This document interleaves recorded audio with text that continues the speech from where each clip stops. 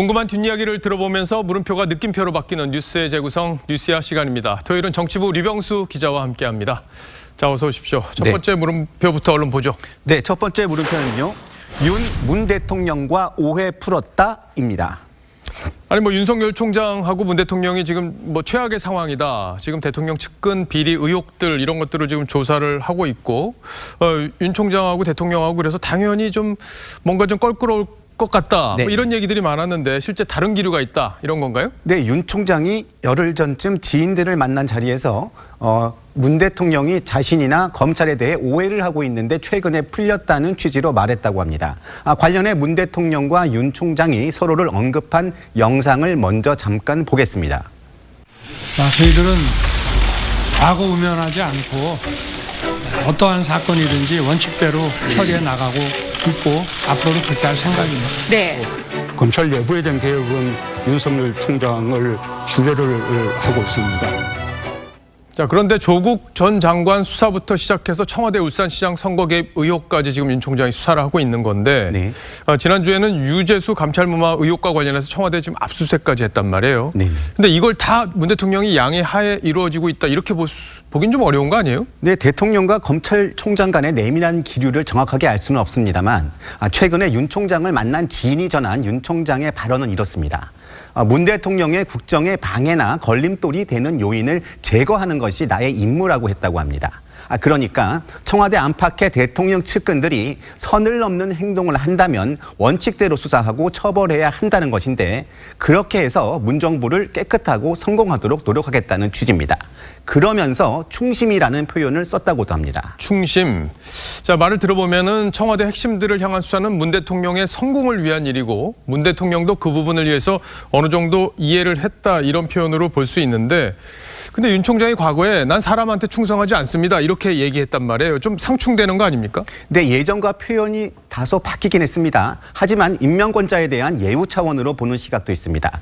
조국 전 장관 수사가 한창일 때도 윤 총장은 이런 뜻을 전달했고 문 대통령도 상당 부분 수긍했다는 말이 있습니다. 요즘에 여권에서 보면은 조국 전 장관을 옹호하는 발언이 사실상 사라진 듯한 그런 기류인데 이런 어떤 전반적인 청와대와 윤 총장 간의 어떤 물밑 기류 이런 게 영향을 줬다 이렇게 볼 수 있는 건가요? 네, 그렇습니다. 지금 진행되는 수사에서 조 전 장관이 연결되지 않은 게 없을 정도입니다. 당시 민정수석이었기 때문인데요. 여권에서는 조 전 장관보다는 이른바 진문이라고 하는 핵심 측근들에 대한 수사에 더 촉각을 곤두세우는 분위기입니다.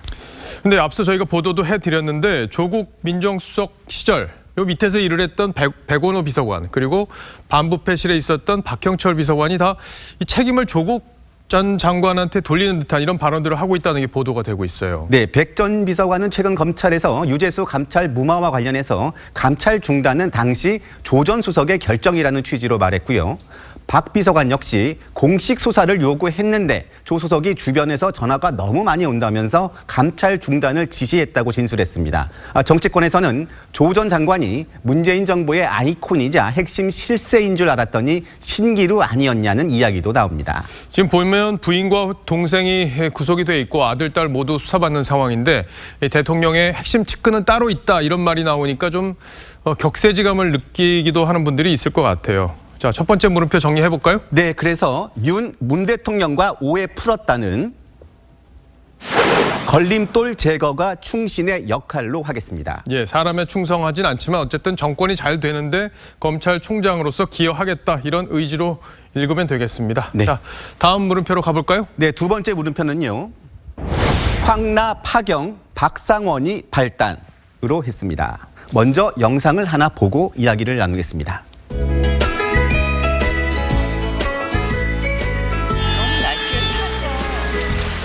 가산점에 관해서 저는 생각해 본 바가 없습니다.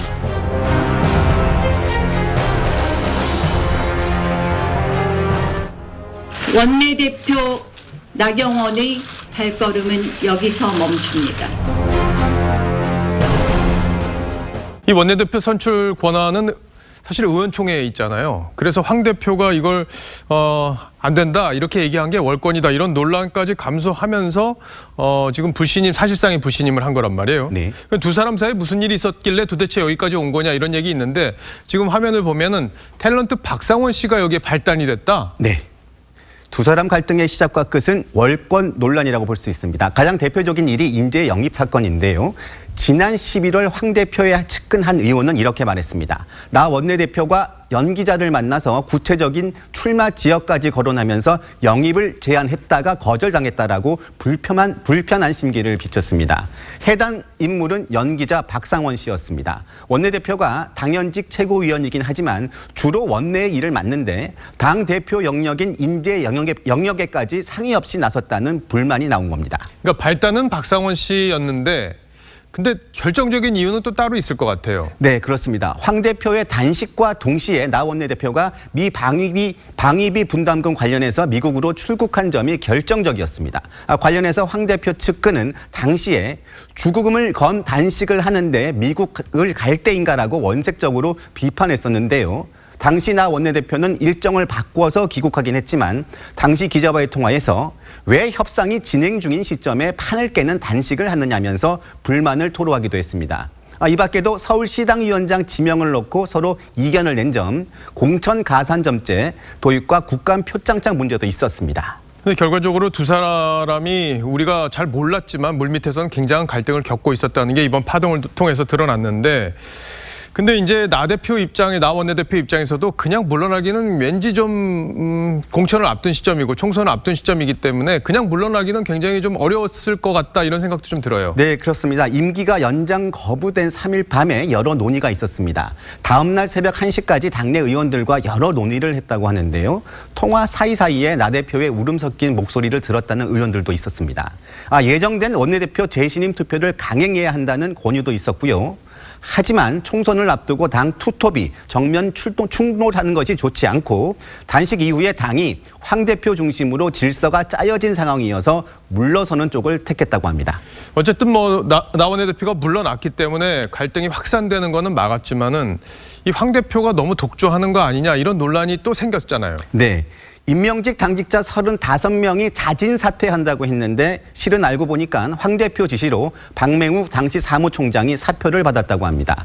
상당수는 재임용됐고 김세연 전 여의도 연구원장처럼 당을 비판했던 당직자들 중심으로 사표가 수리됐습니다. 그러나 당내에서는 단식 이후에 황제가 됐다, 전행을 한다 이런 이야기들이 많이 나오고 있습니다. 김세연 의원은 속았다는 입장인데요. 직접 한번 들어보시겠습니다. 세상 살면서 알고도 속고 모르고도 속고 하는 거지만 이거는 좀 당이 정말 말기증세를 보이는 것이 아닌가. 알고도 속고 모르고도 속는다. 정치라는 게 그런 게 아닌가 싶기도 한데 이 황 대표 독주 논란이 사실 커지는 건 같은데 이 표면 위로 드러나는 건 별로 없는 것 같아요. 의원들은 왜 이렇게 조용한 겁니까? 예, 겉으로 조용합니다. 공천 때문인데요. 속으로 부글부글 끓고 있는 상황이지만 겉으로 표현은 안 하고 있습니다. 특히 총선을 앞두고 공천 물갈이나 보수 통합 과정이 공천에 직접적으로 영향을 주기 때문에 아무래도 몸을 낮추고 있는 것 같습니다. 예, 분석 잘 들었습니다. 자, 두 번째 물음표도 정리를 해볼까요? 네, 그래서 두 번째 물음표 황, 나, 파경, 박상원이 발단은요. 단식 후 독해진 황교안으로 하겠습니다. 예, 황 대표가 오랜 시간 단식을 하고 또 죽음의 문턱까지 넘을 뻔했던 상황으로 지금 알려져 있기 때문에 본인이 더 독해져서 들어온 게 아니냐 이런 얘기들이 있는데 어쨌든 당에 앞으로 여러 가지 변화가 있을 것 같습니다. 자, 지금까지 류병수 기자였습니다.